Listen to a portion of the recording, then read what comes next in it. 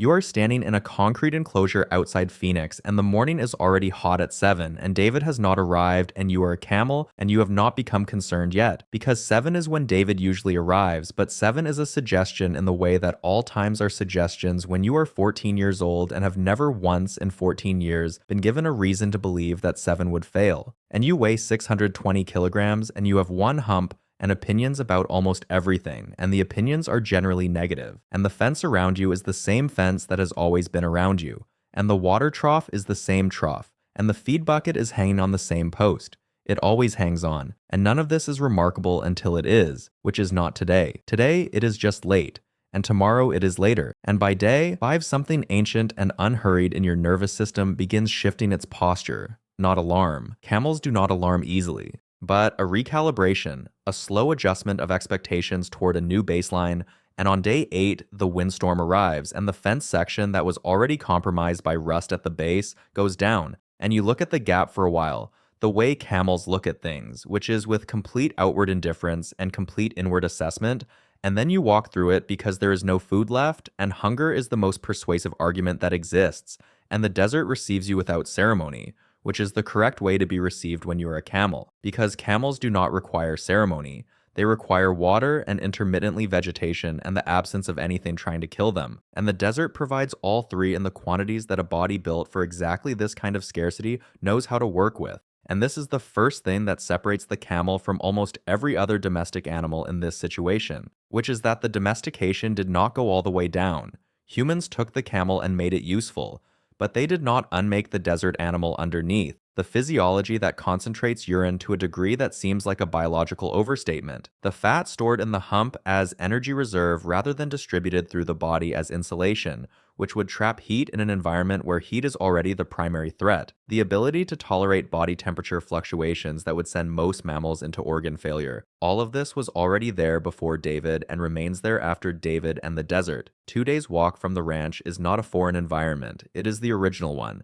And you are 14 years old, which is old for many animals, but camels live long, and you have the body condition of an animal that has been well fed for 14 years, which means you have reserves. And reserves matter in the first weeks of learning to feed yourself after a lifetime of being fed, because learning takes energy, and energy comes from somewhere, and the somewhere is the hump, which is exactly what the hump is for. And you learn, not quickly, not gracefully, but with the persistence of an animal that has no alternative.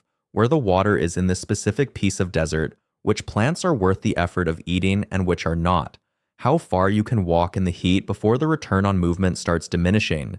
And the desert teaches all of this through the only curriculum it offers, which is direct consequence. And you're a good student because the consequence of not learning is dying. And dying is the one outcome camels are spectacularly evolved to avoid. 50 years after the day you walked through the fence, there are no more fences, and your descendants are moving through the interior in numbers that have not existed in any landscape in living memory. The feral populations that already existed in Australia before the human era ended providing the genetic base, your own lineage adding to it, and the interior is theirs, in the way that a landscape becomes an animal's, when the animal is the right size and the right physiology and the right temperament for that specific landscape, and nothing is managing it otherwise. And the selection that begins in those first 50 years is the selection that natural selection always applies when a managed population is released into an unmanaged world, which is that everything humans were selecting for becomes irrelevant and everything the environment selects for becomes absolute. And the environment selects for water efficiency and heat tolerance and the ability to cover distance on minimal caloric input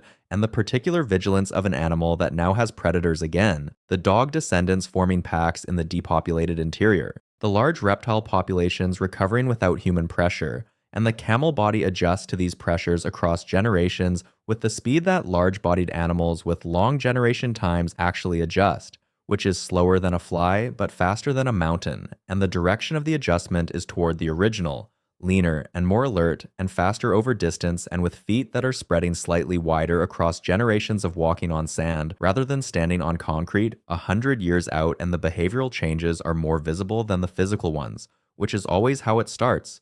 The herds moving with the internal logic of animals that know where the water is and know how far the water is, and know how to pace the distance between the water they left and the water they are going to in a way that arrives with reserves remaining. And this knowledge is not individual. It is distributed through the herd in the way that herd knowledge distributes. The older animals carrying the routes, and the younger animals learning the routes by following the older animals, and the routes themselves being tested every time the herd walks them against the reality of whether the water is actually there. And water that was there last year and is there this year is remembered, and water that was there last year and is not there this year updates the map, and the map updates across generations as the climate continues its slow reorganization 500 years out, and the populations that separated geographically are separating genetically. The deep desert animals and the semi-arid margin animals and the animals that stayed near the seasonal water systems, each being pressed in different directions by different questions. The deep desert lineage becoming the most extreme. Their water conservation physiology already impressive being pushed further